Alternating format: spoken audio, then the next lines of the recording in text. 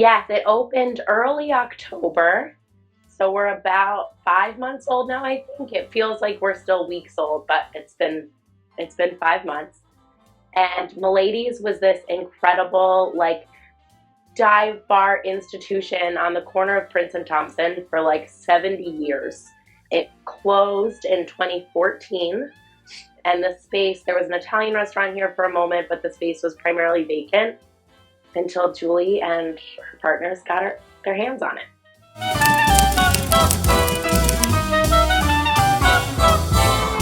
I wouldn't put it in the category of dive bar anymore.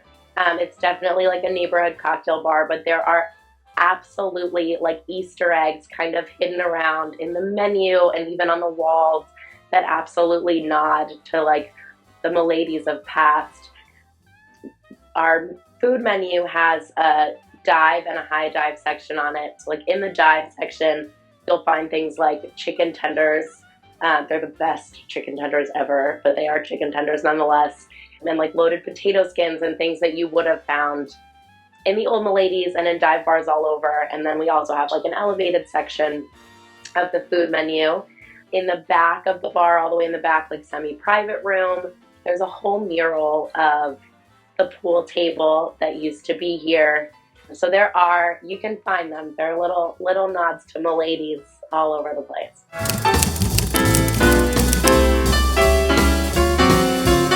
It's really giving people like this authentic kind of fun bar experience that still has incredibly tasty, technical, complex cocktails, but they come in the form of like simplicity and fun and delight and kind of throwback. So you get a little bit of this like 90s nostalgic feel when you walk in. It's just supposed to be like fun and lighthearted and give people an escape from the real world because we all very much need that.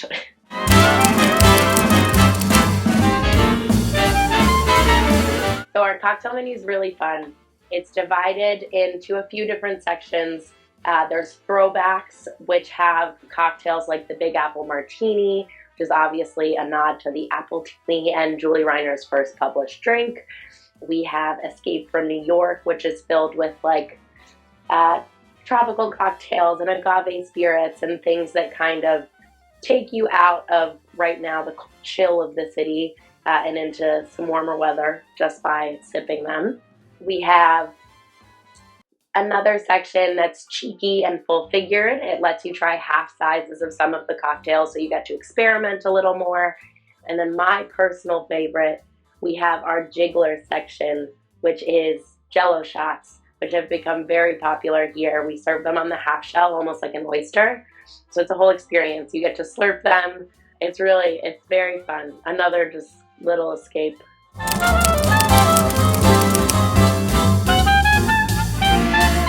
Today, I am making the Joe the Bug Old Fashioned.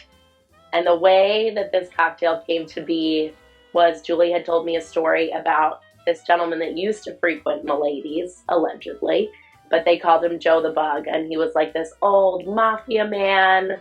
I picture him in like a bowler hat, sipping red wine, maybe like, I don't know, packing his pipe with some pipe tobacco. And he just kind of reminded me of, I don't know, like my grandpa, who always smelled a little bit like cigar smoke and wine and like dangers past, but was just this big, like loving fellow. So the Joe the Bug was birthed. And it is very much an old-fashioned build, but it sort of pulls from those flavors of red wine where you have like roasted cherry and chocolate, a little bit of coffee, and some just smokiness coming through to sort of allude to that pipe tobacco. And it's just another drink that really, as you sip it, you sort of feel this like nice, warming, nostalgic vibe. So we will start with just a teaspoon of Mr. Black coffee liqueur. A half a teaspoon. Right there into the mixing glass. And then a 1/4 ounce of this roasted cherry vanilla syrup. So we take sour cherries and roast them on a sheet pan. Roast them on a sheet pan with like split vanilla beans, and it becomes this really like beautiful, jammy, fruity, roasty kind of mess. And then we mix it with some demerara sugar, and it's just this really nice, rich, fruity syrup. And then we do 2 ounces. Just gonna rinse out some of that cherry syrup. 2 ounces of Wild Turkey 101 rye.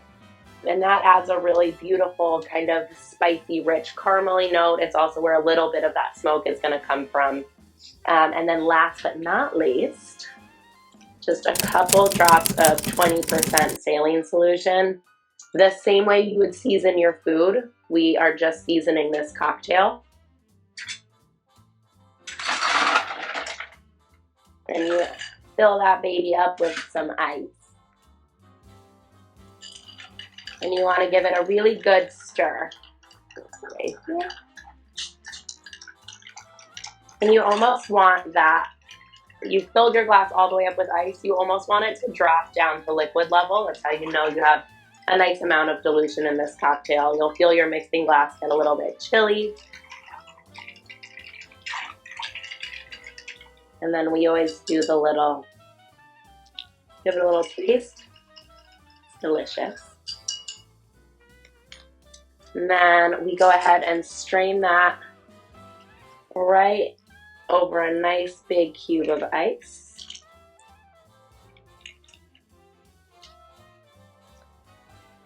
And then we use these little punched out like flower orange peels, and that's what we express right there on the drink and rim the glass just a little bit for some nice orange oil expression. It gives it a really beautiful scent, a little bit of freshness to go along with all that roasty richness that we have.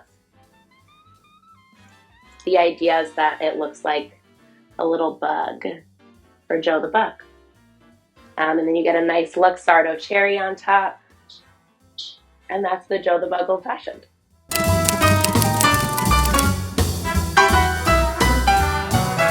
When you're tasting the Joe the Bug, it really kind of envelops your mouth in this beautiful, like, rich roasted cherry with this sweet vanilla bean coming through, a little bit of smoke and spice, and really it kind of feels like, I don't know, a warm hug from like your grandpa or something. It's just like a warm and fuzzy feeling cocktail.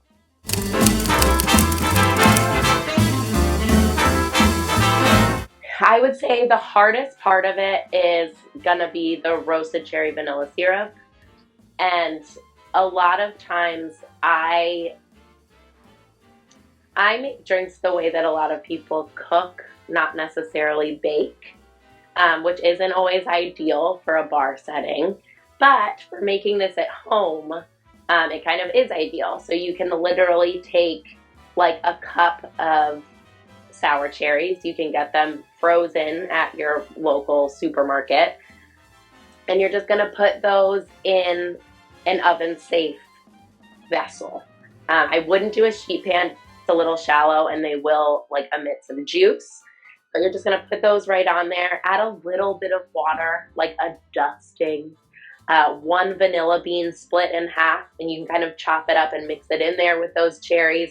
And you're just going to roast all of that at 350 for like 30 minutes. You can pull it out and you kind of want to see those cherries blistering and popping and really kind of making this jammy situation happening in your oven. Once you feel like they're ready, and truly, like when you feel like they're ready, go ahead and pull that out. And then you're going to put all of that in a blender and just blend it up. Put that through like if you have a colander, you might get a little extra, like a mesh sieve is really perfect. And all of that liquid is going to drain out. It's going to be really kind of beautiful and bright, but it definitely is going to need some sugar. So you're going to put equal parts demerara sugar in if you have it. If you don't, white sugar will be fine at home.